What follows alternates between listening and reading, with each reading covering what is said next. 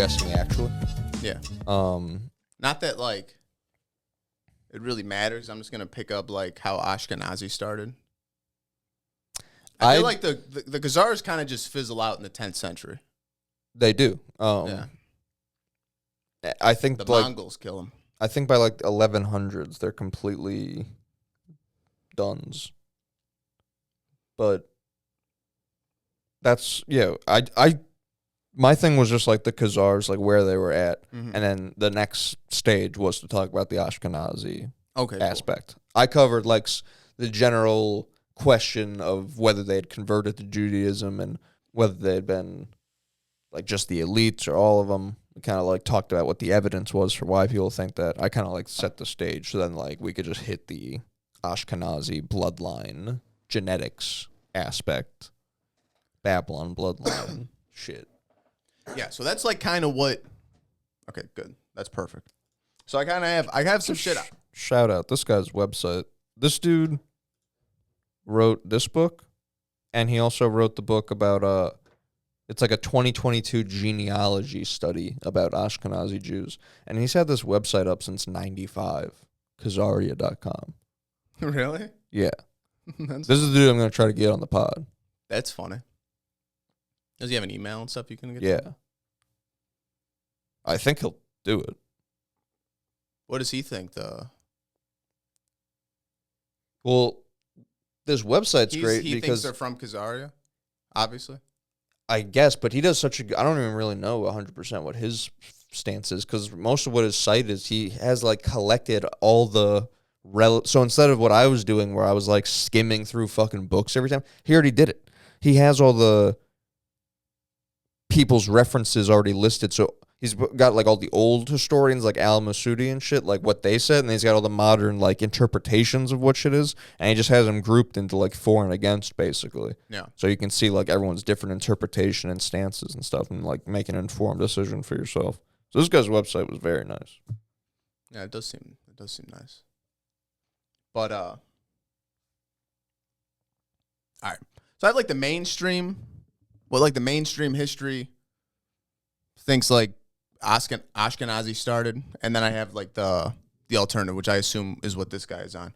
But like mainstream is that in 70 CE, the after the Romans destroyed the Second Temple in Jerusalem, all these Jews disperse and they go into Rome. This is the age. This is where Flavius Josephus comes from. He was born in Jerusalem, so this is where he comes and becomes a Flavian, and like starts writing all the Jesus shit.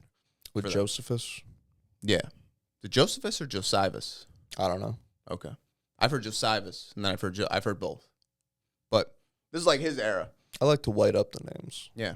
I like to white them up a little bit. I like to whitewash these Middle Eastern, unless they sound beautiful, and then I keep them how it is. Yeah. Well, yeah, of course. We have respect. Izrahim. His death is unknown. They don't have a date for his death. They go, yeah, we think he died around this time. It's like, well, if he's the main dude, like, wouldn't there be like some big to-do about, like, so I don't even know if he's a real guy now. Or if he ever died. Yeah, exactly. Well, yeah, that too, yeah. That's what they say about the Rothschilds. They're like, they never tell you when they die. They just stop being talked about.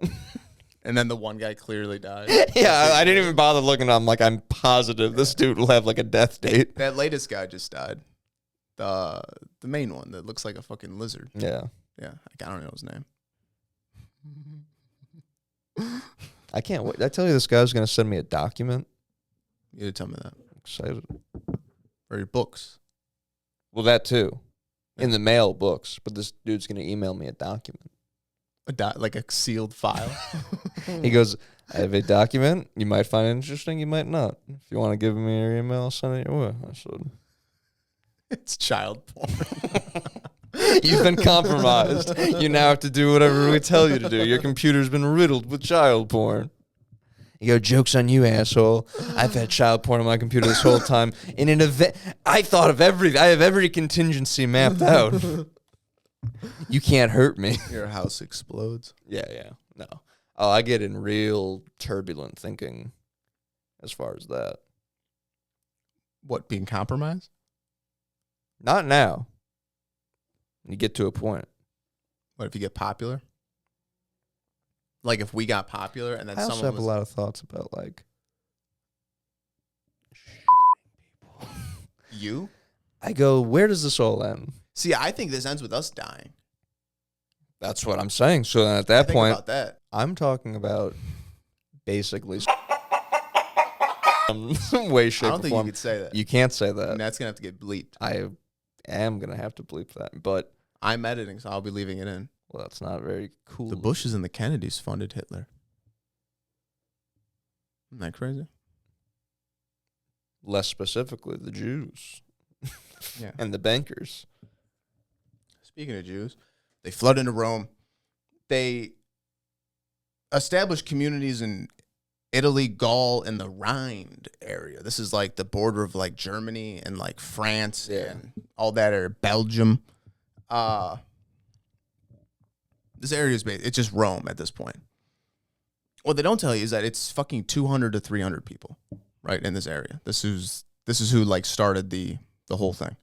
And then we go into the 8th and 9th century. These are where we start seeing what was that name I asked you about? The Radhans? Rodenites? Rodenites. This is where we get to these the Rodenites are early Jewish merchants. These are the people that ran the Silk Road, basically. The Rodenites? Bro, it's fucking, dude, you look into these people.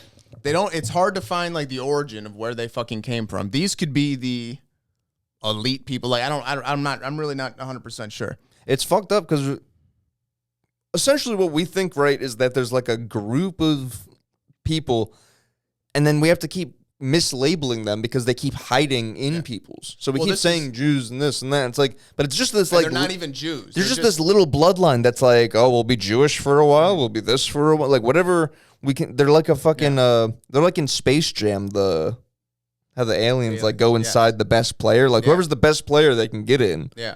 Or it's like, it seems like they're not even all sticking together. Like some might go do this thing, some might go to Rome, some might go here, some might go there.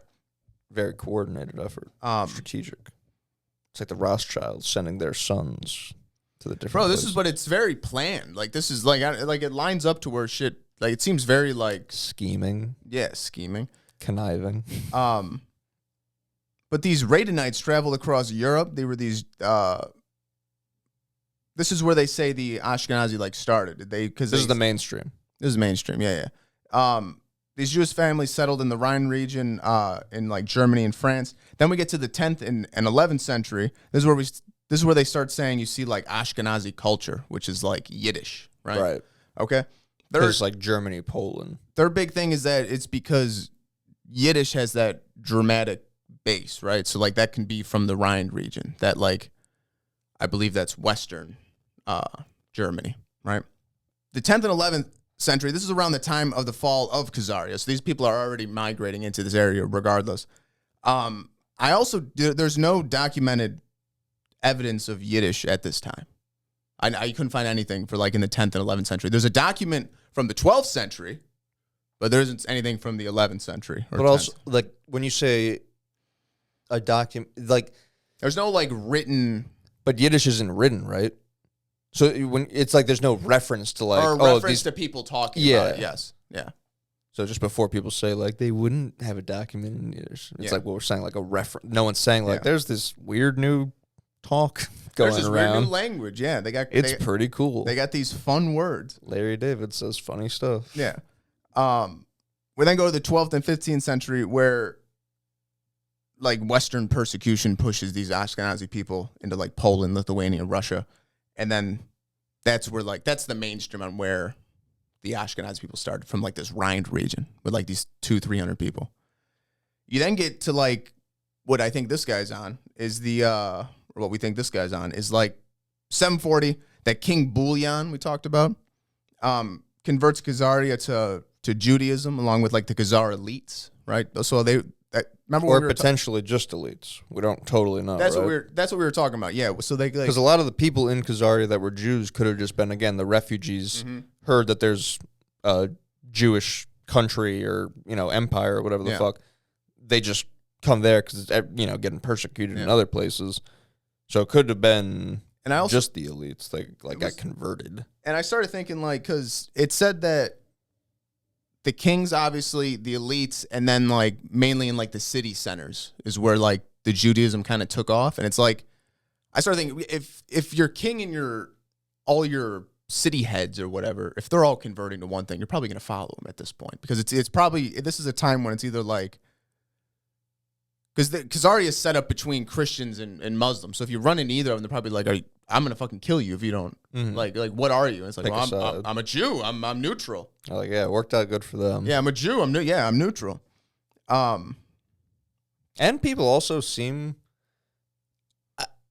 I've read a handful of examples where they make it sound almost like people are open to being converted more so than now. Like, a lot of times they talk about the people that, like the pagans and stuff, the polytheists.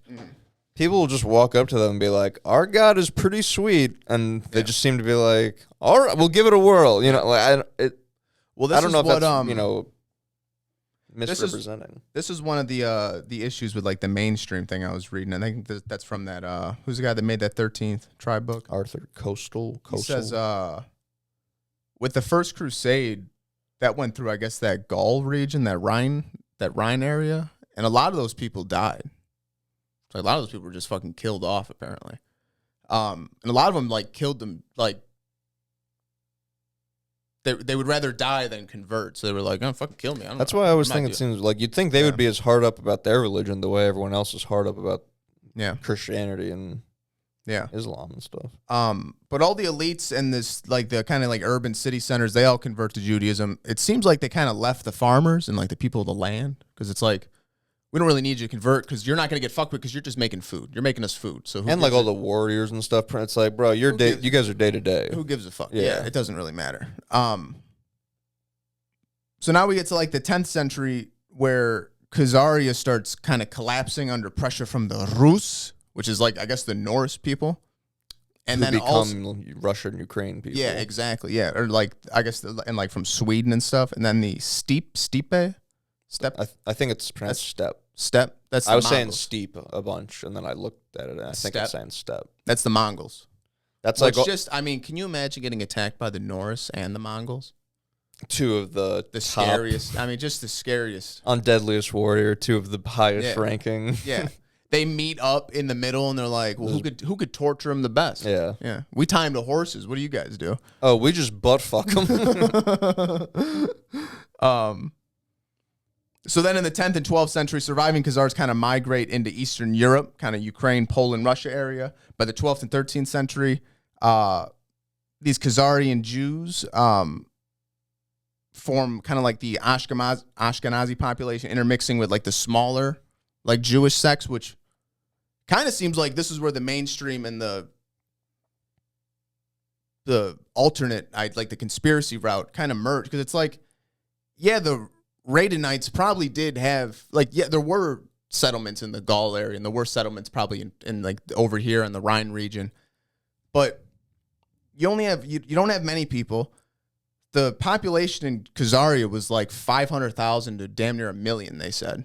So it's like they did have a wide range on what it could be. It is crazy, but it's like, I think it was brought down to, it's more like 500,000. Because they were like, the army was 1,000 to 3,000, but could have been 10. Yeah, exactly. Yeah, but like this city collapses, and like these people are going to start flooding into Europe, and it's like, regardless of how many small Jewish communities there are, like they're getting flooded with 500,000 people. It's getting diluted. So like maybe that. And then those people, maybe they do become Ashkenazi. So it's like, whether the origin is there from Khazar, whether like the actual origin is from the Rhine region, it's like they just interbred with so many Khazar, like they just basically become Khazarian, is what it. I mean, in my head, I don't know how genetics work or any of that shit, but well, if you have a tiny bit over here and then a shitload come in and everybody starts intermixing, it's like it's gonna get diluted at some point, or everybody gets that little bit of real Ashkenazi blood. Mm-hmm. You know what I mean? But that's the other argument for, like, if the Khazar elite are the only people that have the actual bloodline, and it's not like being Ashkenazi necessarily that's bad, but it's just like only the bad people are Ashkenazi. It doesn't even seem like the Ashkenazi thing is even the bad. Like, they're not even, the bad people aren't even Jewish. They're fucking something out. Like, they're my point. They're under the cover of the thing. So it's like, who even knows if it's like how we whether they're from the Gaul region or Khazaria, it doesn't really matter, because we're kind of tracing the elites at this point. Like, this is kind of, Khazaria almost seems like the fork in the road where the Ashkenazi break off and start kind of doing their own thing, and then the elite kind of start doing their own thing. But some of those elite Ashkenazi or some of those people from Khazaria do go into like Germany and all these areas, and they do kind of maybe spark up like the Rothschild families. Maybe they do come from certain bits then, and then later on they intermix, and they're like, oh, you guys are kind of popping off over here. Interesting. You know what I mean? I don't know. Like, it seems like, here, I'll go in a little more. But like in the 12th and 13th century, like we have this early, that's where you get that early Yiddish document of like, that's the earliest finding of like people, I assume, talking about Yiddish. Then getting into like some issues with like the mainstream. We talked about the little number of the people in the Gaul region. Or maybe it's just written similar to German. I can't remember. I remember, I can't remember either, to be honest. I just remember it had that weird thing where it's like, it sounds like you can talk it with German people, but you can write it with Jewish people. So maybe it's just written in Hebrew or something. Yeah. Oh, that makes sense. I think I do kind of remember something like that, where it's kind of like almost looks like Hebrew. I just remember that was the split. Like, German people could understand it when you talk it, but wouldn't know how to read it. And Jewish people, like, they didn't speak Hebrew at the time. They only wrote it. Yeah. So the Yiddish thing that they say Yiddish started in the 10th century. I don't see any proof of it. It pops up in the 12th century with like the documents. So like, it's weird they like agree like Khazaria did convert to Judaism, but I think they think it's more like Rabbinic Judaism, which we'll get into the different Jews next time or whatever, another time. But again, many of the Rhineland Jews died from the Crusades. This was interesting. Yiddish, they say it's that it comes from the Rhine region, which is like Central Eastern, right? I'm sorry, which is Western Germany. The Yiddish dialect, it does have a German like base, but the Yiddish dialect is actually from Bavaria and Austria, which is on the eastern side. So it's not even from that side of the Rhine region. It's more on the side closer to like Khazaria. So that's kind of like the origins of the Ashkenazi. Like that's like the mainstream and like the alternate idea. Like we said, it doesn't really seem like it matters, because that's not really the thing. The thing is these elite people aren't Jewish. They're using the Jewish thing as a cover. It's the same way how we say like, so all the Jews aren't bad. It's just one kind. And then for a second we're like, yeah, it's the Ashkenazi that's bad. We have to do that same thing again, but with the Ashkenazi, where it's like, oh, so it's not all Ashkenazi that's bad. It's whatever this fucking little bloodline is. Yes. This little pocket. And this is where we get into like the Radenites, because they're kind of doing the same thing. The Radenites predate Khazaria. So these are the people who like kind of ran the Silk Road from France and Spain to fucking China, right? They ran that shit. So they were able to, they used the Jewish, do I sound weird? Or do I sound normal? Does that sound okay? Okay. They used the, they used their fag, but basically they were Jewish merchants between the, I'm sorry, they didn't predate Khazaria. They were between the 8th and 10th century. They ran long. Concurrent, exactly. Which is kind of where I think they crossed paths. And then this is where I think all these different groups, like these trading Jews are doing their own thing. You have the people from the old Jews from Rome go to Byzantium, and then from Byzantium they want to spark up Khazaria. And then while that's happening, you have the people in Venice doing their own maritime shit that left Rome after that shit was collapsing. And they start doing their own thing. And at some point, all these people converge, and we get literally the fucking financial system we're in today. It's fucking crazy. I wonder if there's an element, too, of like, maybe not every time. I'm not as familiar with the the Radonites or whatever. Yeah, I got some. Yeah, we'll talk. But like, maybe it's not every time. Like, ooh, they all went over to Khazaria, and ooh, they were all. Maybe part of it is just the same way. All the Jewish bankers from Germany that they tried to marry within the Ashkenazi Jews as best they can, but if they had to go outside of it, they would just do like, well, this family also rules the country. Let's get in good with them. Exactly. Maybe it's just an aspect of that where, or the same way they did with royalty, where it's like, let's send out like all the daughters to all the other kingdoms, and then that way we're all kind of linked up. Or when you look at like this is a big weave, but that one book I sent you where it follows like how kind of like all this kind of started, and we get to like the 1800s, and you have the main Rothschild dude talking about starting the Illuminati with some other guy, and they talk about how the main thing is we don't want like obviously not every Jew, not every Ashkenazi is the part of this thing, but they're gonna let people do their things, and they infiltrate, say, schools and these businesses and all these different things, and they're gonna handpick like the best people. So it's like some of these Ashkenazis that left Khazaria, maybe some of them are from that Rhine region.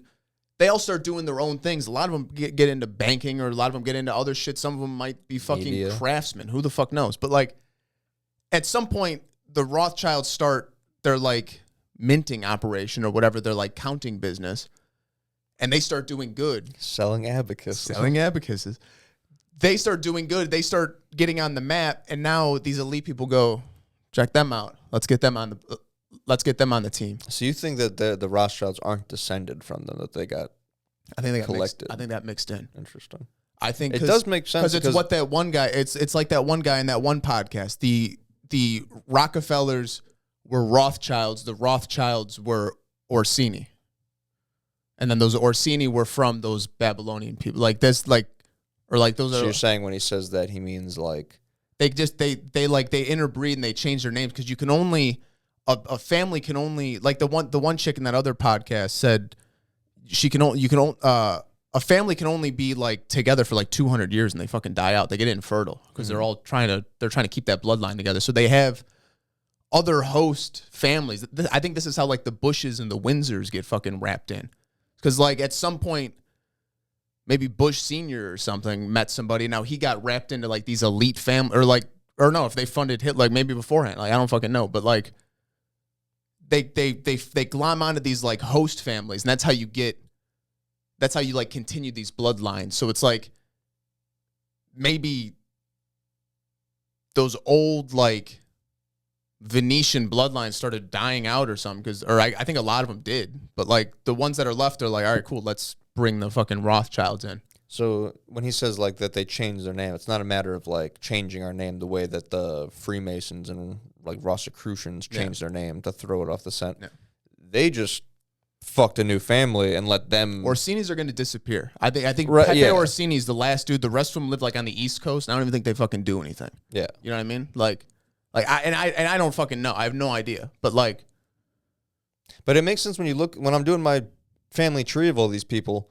All of them have a dad that's like a fucking nobody, and then and you could totally say like, yeah, that's how shit works. Like you come from but it's also like usually it's built up over a couple of generations. It'll be like the dad builds a fucking like stand that sells 4 things, and then the son's like, yeah, I'm the 4th richest man in the world. Exactly. It's like.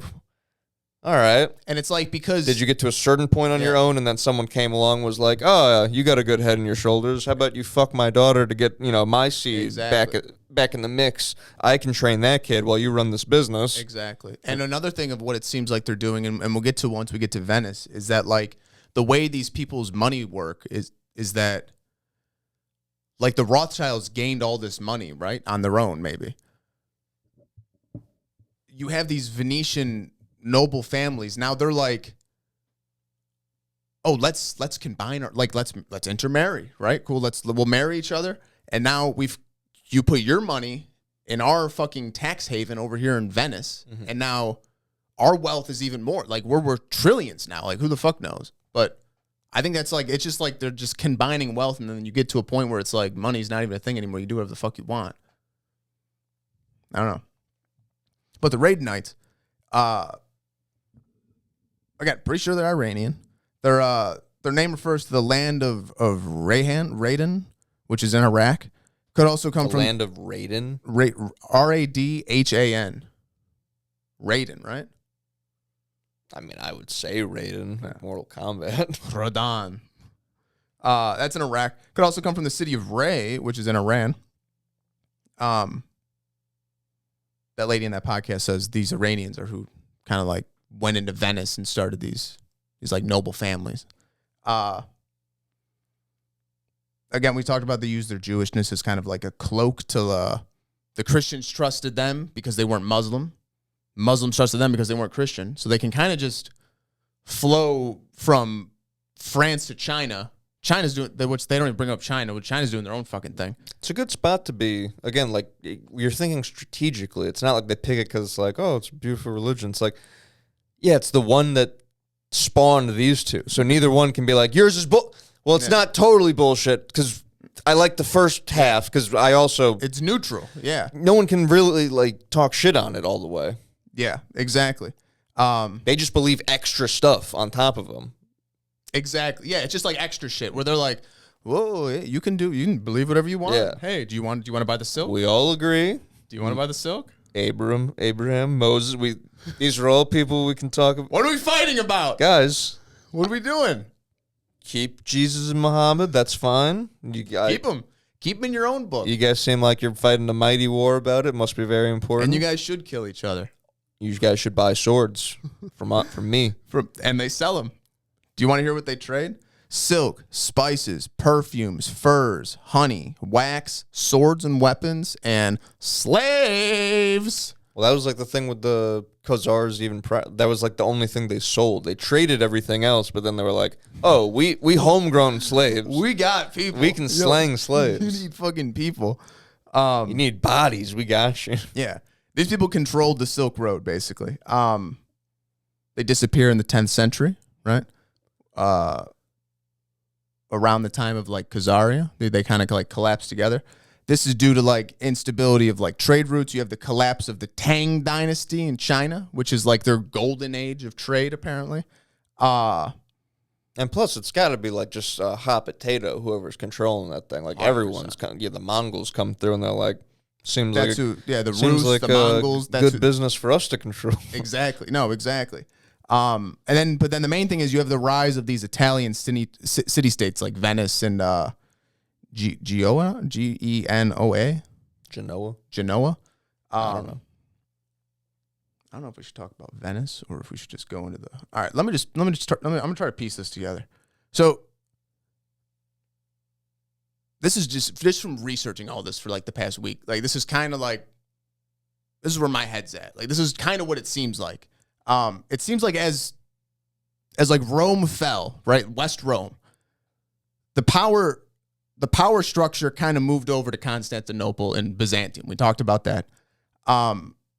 This is where it's like you kind of see it today too, where it's like you have the Rome, the people, and you have Rome, the elites, right? The elites just leech on to whatever fucking city they're at, right? Which is what kind of we see when we go through this whole fucking thing. And as Rome falls, the people burn, the city falls, people disperse, the power moves. So now it's in Byzantium.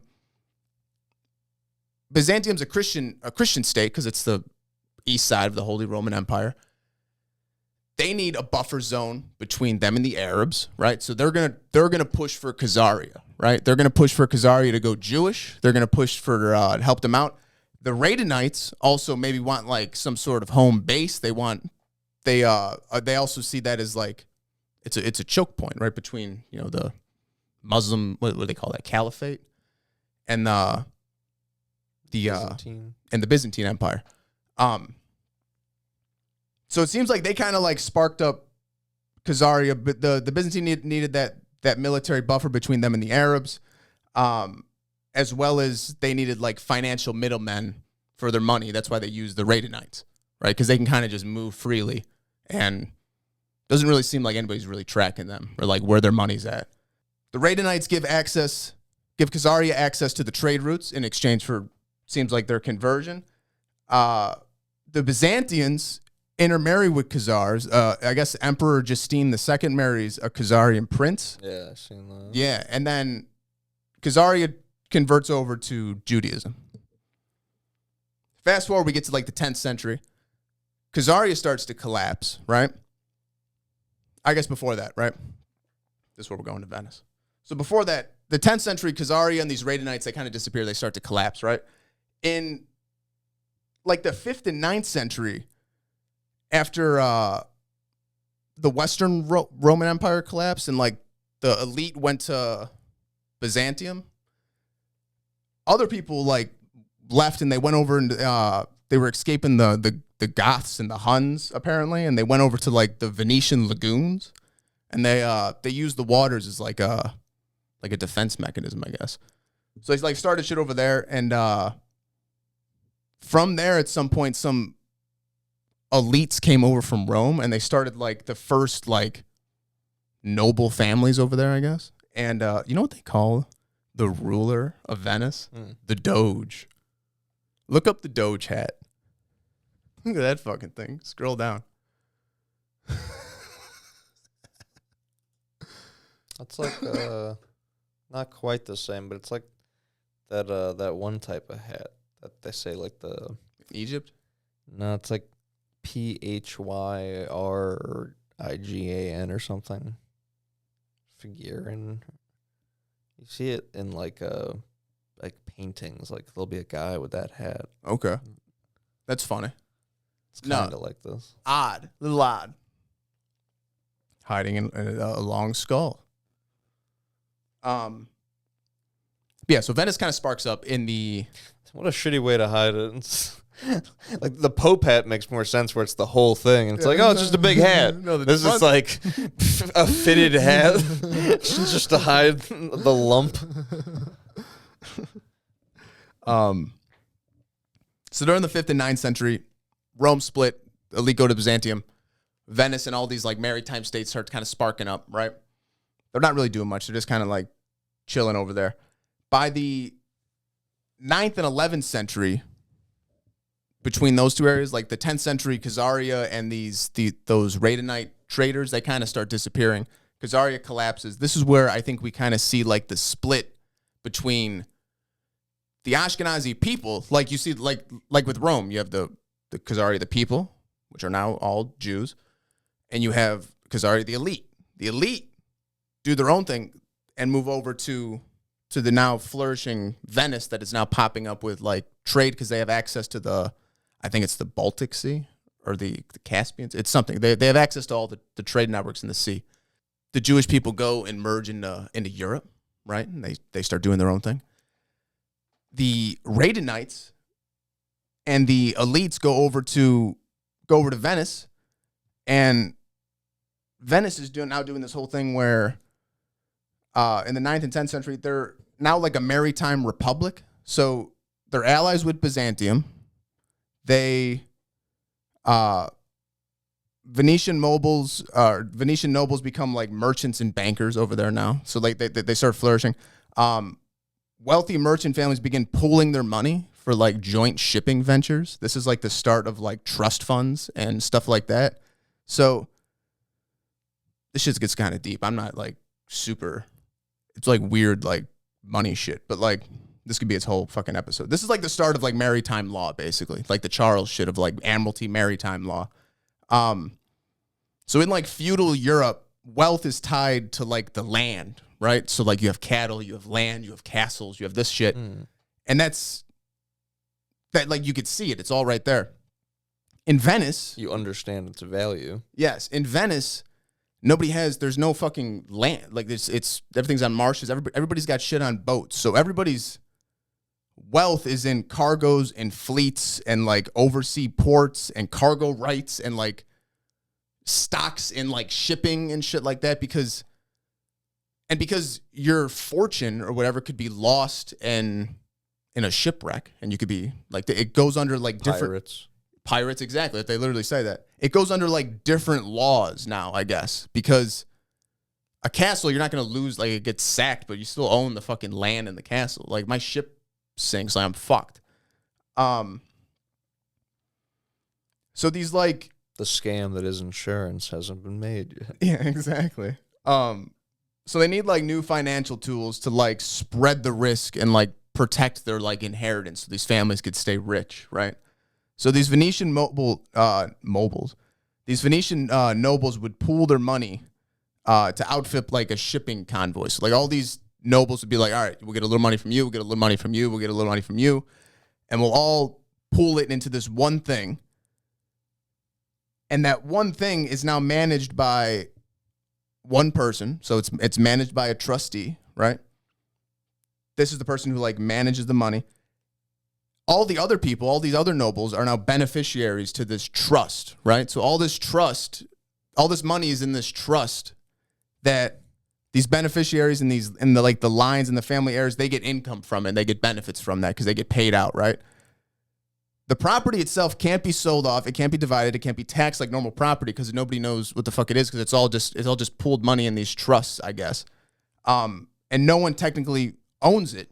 They just pull the card of like, well, I don't own this money. I manage it. Mm-hmm. Like it's in a trust. We don't own anything. So this is how like these like Venetian like nobles would hide their money and not have to pay taxes and like secure wealth for generations because when they die, the money doesn't get taxed. It's in a trust, so it just gets like passed on to the next fucking heir. Or like someone just dies and it's like, well, the money's not his. Yeah. He was just a beneficiary of the money. The next person just gets access to the trust. You just get a little more access. Or like it's like, oh well, we just cut him out. Like that's just how it is. Mm-hmm. So like this is where now like I don't know if like that's why it seems like that's why because you have the Radenites who have all this. You've been running the Silk Road for 800 years or however fucking long. Like you've been running the biggest trade empire for how long? So they got money, right? You have the Khazarian elite people. They got money from who the fuck knows where, maybe Byzantium, maybe whatever, but. They now see this tax haven in Venice. They go over there and now they start seeding money to these like noble families, like these Orsini and these we're now in like the 13th to like 14th century, I think. This is what's weird. So Khazaria's gone. You have the elites in Byzantium still. Byzantium is Venice's greatest ally, right? Venice starts the Fourth Crusade. They start heading to Jerusalem. For the Fourth Crusade, they go, you know what? Fuck it. We're going to attack Byzantium, right? They go to Byzantium. They fucking sack it. They loot everything. They bring it all back to Venice. Venice is fucking rich. So now it seems like Venice is becoming this. Venice is this crazy tax haven. You now have this new thing with the trust. You can hide your money. You can preserve wealth for generations. You can stay elite. You don't have to worry about like my castle getting sacked and my money getting taken or whatever. It seems like the elites left Byzantium, much like they're just leeches onto these places. They leave Byzantium. They fully go over to Venice, right? They spark up the Fourth Crusade. They look like they're going to go to Jerusalem. They attack Byzantium. They loot all the old, like the rest of whatever, like that's East Rome. So they got the rest of Rome's wealth now. They got the Silk Road wealth. They got Venice is the biggest like shipping export or whatever in the area or whatever. They have that wealth, and now this is all pooling together in these fat ass trusts. And this is what that dude in that one podcast we're talking about with Eddie Bravo and that lady with that with the Bloodline podcast where they were talking about how like this is how these elite people stay in power because they just have like 1,000 years of fucking wealth that was just thrown into these trusts that who the fuck know. That one guy says all these elite noble families, they keep their birth certificates are in Venice because it's on the water. Why do you think Venice is built on water apparently? That fucked me up, dude. It's like, yeah, of course it is because it's used for defenses. And it's like, yeah, early on. And they go, hold on, boys. What if we and then you think about like the Cayman Islands? It's like, well, that's the same thing. That's the tax shit. That's the tax haven, yeah. So it's like, and you got billionaires now just buying their own island, where it's like, fucking jurisdiction is this? Exactly. No, exactly. You then go into like the Renaissance era of Venice, which is the 14th and 16th century. This is where like Venetian noble families, you get the Orsini, the Colonna, the whatever, I don't know, a bunch of Italian names, a bunch of wops. Which who knows, they could be Iranian. They create their family funds or trusts. They're tied to ships and shares. They gain grain monopolies, estates. This is where you get these dynastic trusts that we were talking about. It's like how a royal fortune can just keep growing and growing, but they're not spending it on dumb shit like new fucking scepters or whatever. Yeah, exactly. Yeah, like, I got a new diamond crown. Yeah, everything's just straight up like about the cause. Then you go into like and they got their money working for them. It's not sitting in a dungeon with the dragon. Exactly.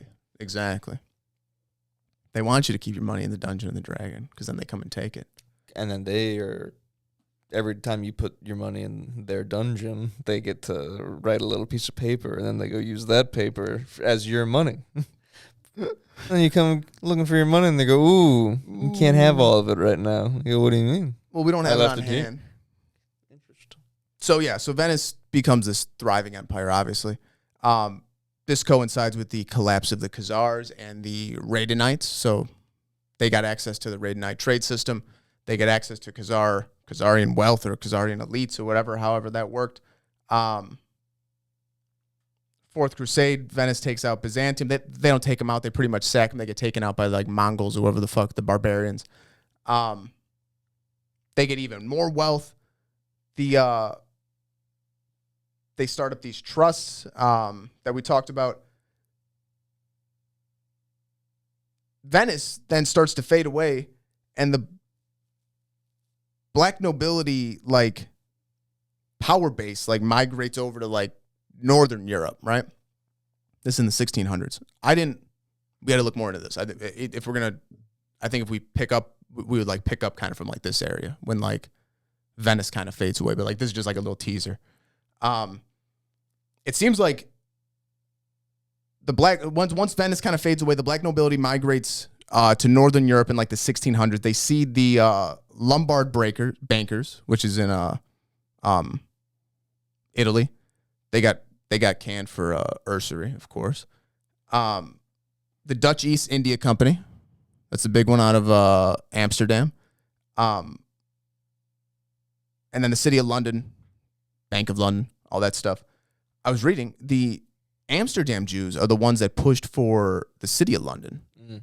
So I just thought that was interesting. That's all that William the Conqueror stuff. That's how that like City of London gets made, and that's like becomes like the new like tax haven. So like once the City of London becomes a thing, the Venetian trust morphs into the British offshore trust system, which is then housed in the City of London.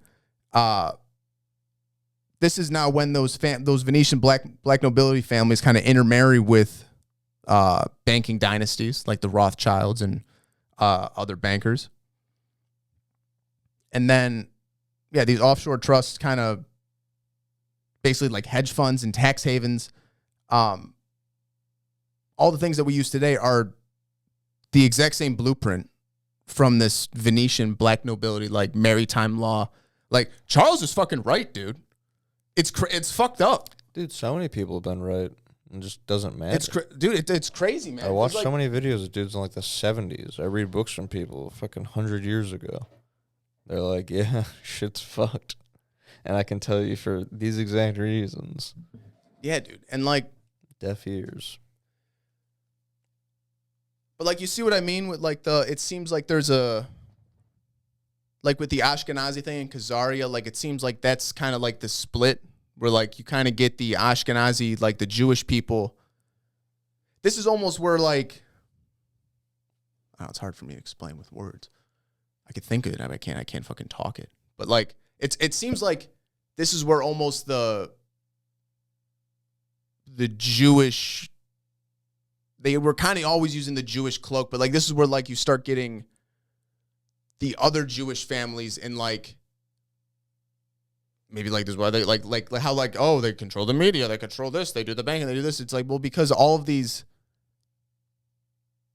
old Khazarians went out and then started their own things and then were then picked up later by the elites or whatever the fuck. Interesting. I don't know. I think it's a pretty cool rabbit hole though. I think we're onto something here. That's what I was just saying. Like, it's crazy how many people have been on. Like, we thought like, ooh, this is we're on, and it's like, I see that guy's website, and there's 50 people that have like looked into it, and it's like, so now what? Yeah. Like, yeah. How do we do this? But all right, we have the blueprint, guys. Matter, guys, we figured it out. That's what I want to talk to that guy and be like, how do you like? You obviously wrote fucking books and like published studies and stuff. Like, do you got to get on Rogan for something to matter? Like, is that the only fucking thing? But then you get capped.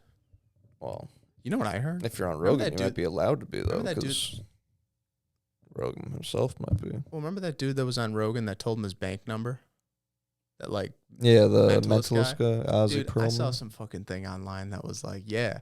And then Rogan had that Jew on that told him his bank number, and that was a warning that they were watching him. I don't know about all that. And now he's getting in line. The bank code is an annoying thing to do. He did the Shane Gillis too. Yeah. Oh, I did see that. Yeah.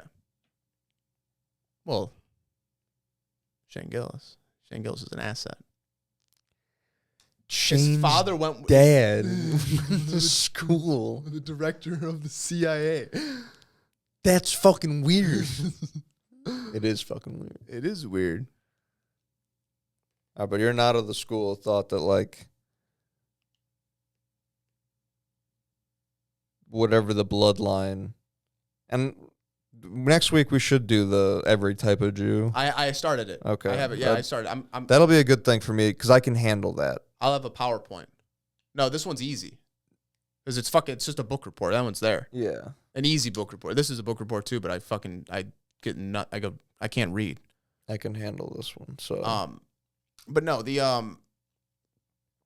I'm not of the school of thought of what? Oh, that because I keep, and I got to integrate all the shit you just said still, but I just keep working under the mind frame of, like, the Canaanites. That's Baal. Or, I mean, I guess they worship El, and Baal's a secondary guy. So I don't know if Baal worship as a greater thing is a different point, but Canaanite stuff, then it goes into, like, Yahweh stuff. And then before Babylon happened, but it takes them, they're like, yeah, we believe in a bunch of gods. We just think Yahweh's the top one, like how everyone else kind of does. Everyone else has a pantheon at this time, like, the Canaanite and the Babylon and Assyrian. Then, while they're captive in Babylon, who themselves have a pantheon, they start believing in, like, Yahweh. Something happens in Babylon where they kind of change the thing, and then by the time they get out of it, they full-blown are like, yeah, he's the only one. Like, there aren't any other gods other than him. And then eventually, they come back, and there's the Judeans there, like I was saying before, who, because then that's its own separate branch of, like, you know, they're all coming from Abraham the Hebrew, but it's not till, like, Moses comes around that they get the commandments, and it starts to be like that set of, like, Jewish religion. So those guys that were Yahwehists, like, never. That's why I want to dig into that, because I'm like, so is Jew like a complete misnomer? Because they come back to Judea, but they were people that weren't even really from there. They're people from Babylon at that point, and then they call themselves Jews and eventually end up as the Khazarian elite, like under the using the people of Khazaria as a shroud, and they get just to be this, like, kernel of elite people that shuck the husk of Khazaria when it's time.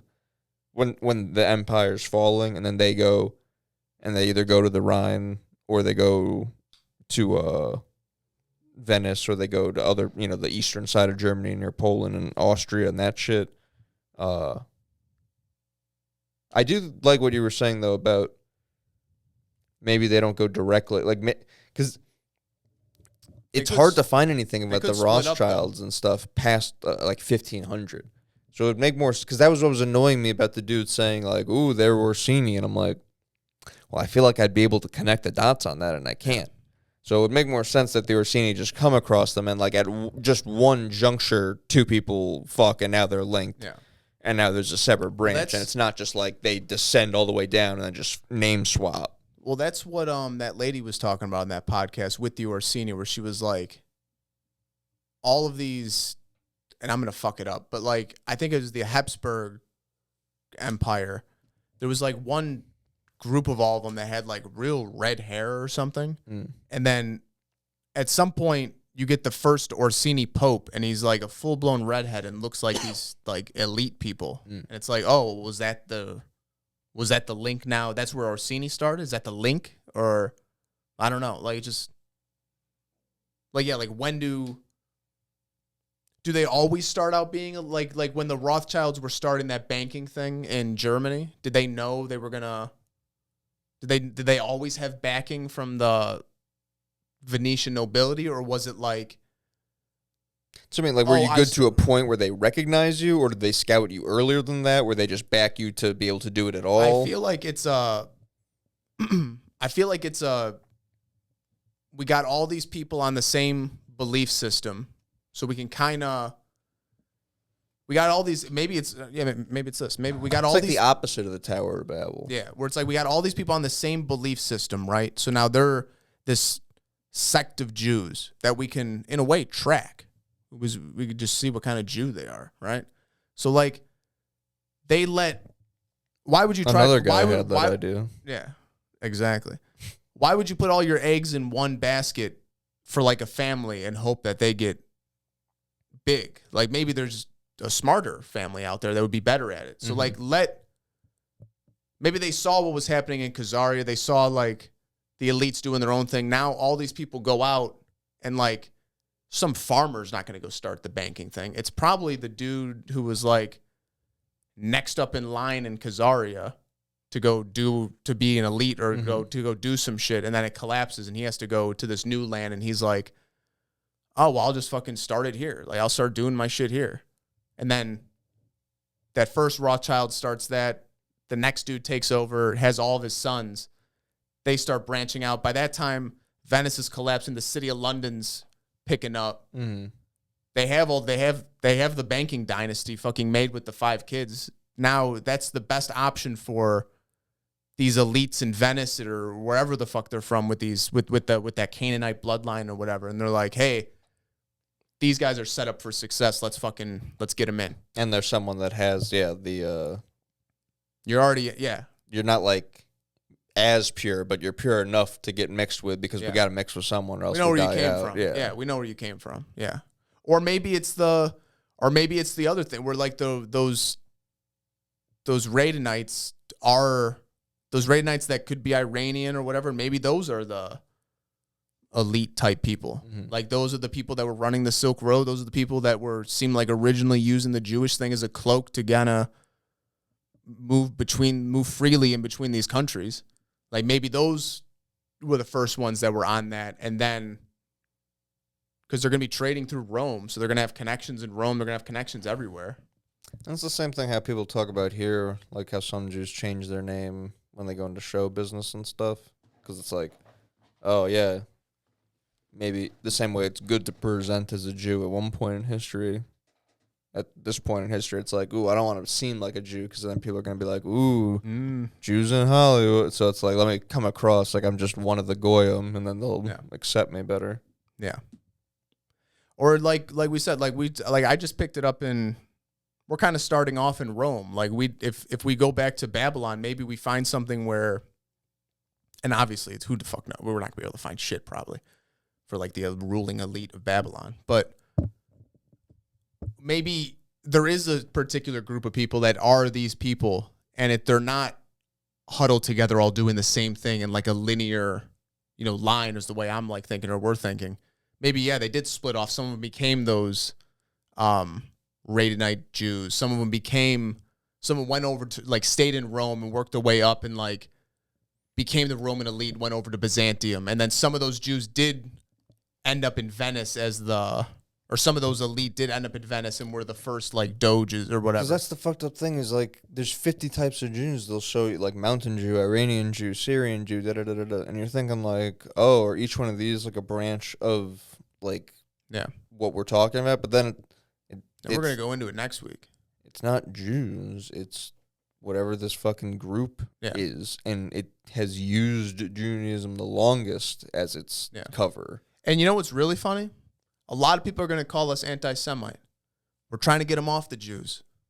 We're literally trying to like clear their name. They're using the Jewish thing as a cloak. It's a fucking facade. It's a psyop. Yeah. It's a diversion tactic. It's a way to look. It's a way to get sympathy. It's a way to hide behind a fucking. Yeah, dude. Because they know. Because real Jews don't agree with what's happening in Israel. And like. I don't know, I lost it. We're trying to get it off the Jewish people. It's not the Jew. There's a ruling elite that they're not Jews. They're Satanists. They come from Babylon. They come from these early old religions. Literally, and we're gonna track it down. No, because that's what it seems like. I hate to be like, I'm fucking told you so guy, but like, everyone thinks we're fucking crazy. And it's like, brother, I promise you. Like, it's not even speculative at this point. Like, they'll tell you. Yeah. And it's also just to a point where it's like, why is that the one that gets blown up so much?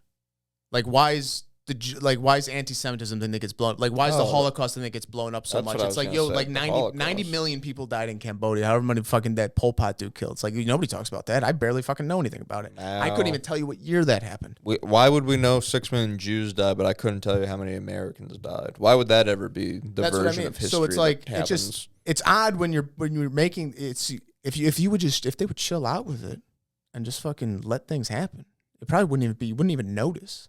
But if you keep pushing a certain agenda, you start noticing. And it's like, why are you shoving this? Yeah, but the brainwashing works on enough people for it to counterbalance. I think, 100%. Because we're screaming into a void.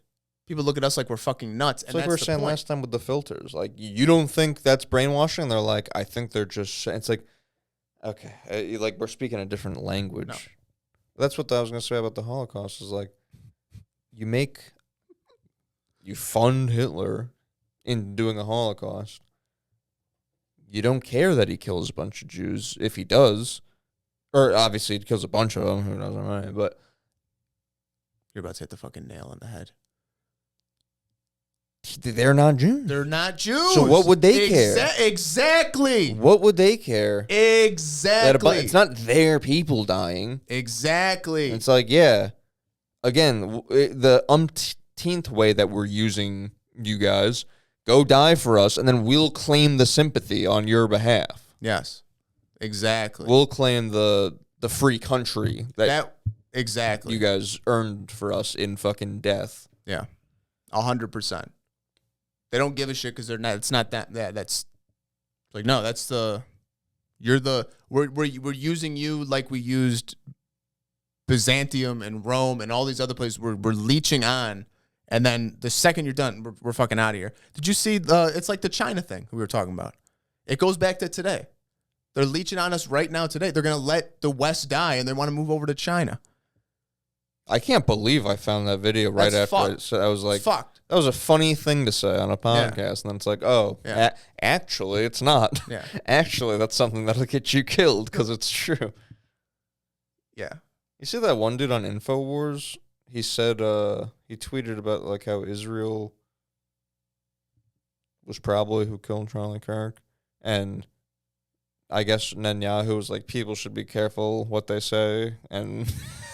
it was literally like the dude immediately was like, hey, I didn't say it was for sure that, but know that if anything happens to me, it's for sure them.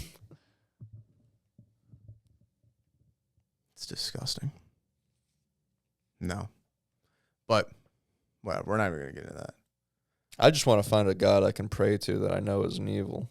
Which one of the good guys? I just want to know who I can be like, brother, you need to come back down here and like vanquish evil. Wouldn't it be crazy to be like, to find out that, you know, like we're just the good guys? Well, the Gnostic thing is like, well, we all got the divine spark. We all have the divine spark, and Gnosis is wisdom, so it's just a matter of spreading wisdom. But then they have the advantage by beaming 5G brainwashing shit into everybody, having people line up around the corner to go sign up for Neuralink. Yeah. Imagine that, like slaves running into chains. That's how fucked up they have. It's like I think you should leave. It's controlled by convenience. What have they done to us? What have they done to us? No, 100%. They have us so backwards. No, dude. That we run into chains like, oh, but I'll be able to connect to Bluetooth faster. Like, it's control through convenience. Like, dude, literally, like, it's going to get to a point where they're going to be like, why would you want to ever drive again? Get in the car. Just hop in the car. It's got no wheel. You tell it where you want it to go, and it takes you. And then when we want a fucking lockdown, your car doesn't work. I just heard you're in the lockdown zone. People it was just a comedian. It was to Dad Meet. Funny podcast. But they were just got serious talking. Because in Austin, they have a bunch of those Waymos, those cars that drive themselves. Mm-hmm. And the one dude was like, I tell you what, I think they're going to slow roll it where everyone knows like eventually they're going to try to take cars away. But I think they're going to slow roll it where they do just the city. You can't drive. You can drive your car to outside the city, but if you want to enter the city, it's just Waymos and stuff. Yeah. It's just self-driving. Like, you can't drive yourself. And then from that point, then they'll just be like, oh, well, you saw how convenient that was. Like, why do you even need a car? Like, they have that everywhere. You know what I heard? And this makes a lot of sense. Where, like, the one world government type shit, how you see all these influx of, like, immigrants and all this crime, and you're dismantling these, like, society. Like, Europe looks like a shithole right now. Like, society's collapsing in Europe. Nobody knows what the fuck's gonna happen. It's gonna fucking happen here. Spain made IDF soldiers illegal in their country, so you can't enter, which I'm sure will result in us showing up with a battleship. Yeah. Spain will no longer be a thing. Spain's not allowed to buy or sell goods in the global economy. No, exactly. The fuck was I saying?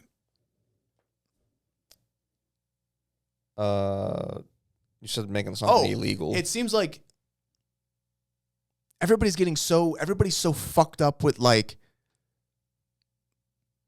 race debates and like gender debates and political debates and fucking immigrant shit and protest this and Trump that and Biden that, and like there's immigrants raping fucking kids, there's people getting stabbed, there's political people getting shot in the throat, and it's like society looks like it's fucking collapsing. And what if this is all done on purpose to then make them go, hey, look how dangerous the world has become. Yeah, let Palantir solve it for you. We need a police. We need cameras everywhere. Exactly. Let Palantir step in. I'm going to assume most of you people haven't watched RoboCop, and you'll be very open to the idea of a cyborg police. No, but dude, that's what it seems like. That's like, and I'm going to be fucked up if that's what happens, because it probably is going to happen. What's happening? Yeah, and it's like, well, that's why I get squirrely, because it's like, well, what would stop it other than what I said? There's no kumbaya moment. No, there isn't. But that's what that one guy said. That's what which is fucked up, and we might have to cut it. But that's what that the guy in the Eddie Bravo podcast said. Like, because this is all. How did other rebellions? This is all apparently started by the Jesuits, and I think we got to look more into the Jesuits and like the Vatican, obviously, because we're brushing over Rome when the elites probably that probably has a lot to do with it. But New Testament. He was saying they got South America's fucked. They got South America. All their governments are fucked up down there. Who the fuck knows what's happening? He was saying that they'll never fully take America because we have the Second Amendment. And people are just fucked here. They're taking that away, and then we will fall. That's literally like they keep doing those fucking gun things. But maybe that's the fucking end of it. Maybe that's the spark plug. Maybe like you think they can't take people's, like, that's gonna be a mess. But if people aren't organized, they will. Yeah. One by one, people will run out of bullets. It's not like that. What was that, Waco, where they had a bunch of people? Yeah. Warmo was on that one. That was crazy thing. I'm not saying it's like something to be I'm not saying it like a fucking yeehaw cow like that. I'm saying like logistically. That's all. That's it, bro. They track your movements with Wi-Fi. The phone is a bug. Like Alexa's a bug. Everything's a bug. They say there's a camera on a bunch of new TVs. You know they have a camera in them. You know what I heard? What? I heard. I saw a guy at AT&T came out and he goes, "Yeah, we've had this door that you just like, you can't get through, and like we had to do some maintenance, and we finally got in there." And he goes, "This is the main data center for like this fucking district of the country," and he's like, "It's just splitters in there that like divert it to the NSA." Yeah, I'm sure. Every single internet feed, like the entire internet feed for that district of the fucking country, it just has a middleman it's the NSA and the government. Patriot Act. Isn't that crazy? And then other people in the comments were like, yeah, we have a similar door at our place. We have a similar thing at our place. Next week, we're getting into the different types of Jews. We love you guys. You take care.